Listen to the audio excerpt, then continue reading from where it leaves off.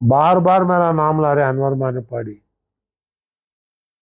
मैं उस वक्त भी कहा हूं, आज भी कह रहा हूं, 1 इंच जगह वक्फ बोर्ड की मेरे पास नहीं है। मैं ही कई जगह को वक्फ किया हूं, कई जगह मैं ही मस्जिदें तामीर किया हूं।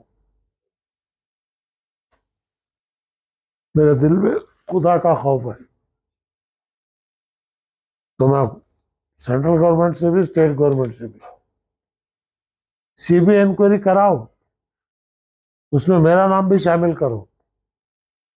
क्या इब्राहिम साहब कोई वक्फ जायज ले आए हैं क्या? हकीकत सामने आएगी। आप इंक्वायरी कराने से क्यों पीछे हट रहे हो?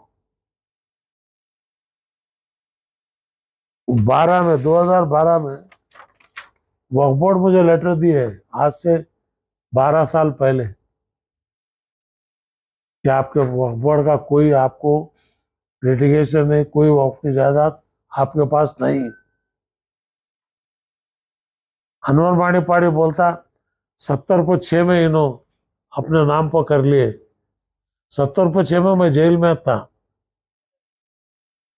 मैं मिनिस्टर हुआ 80 में।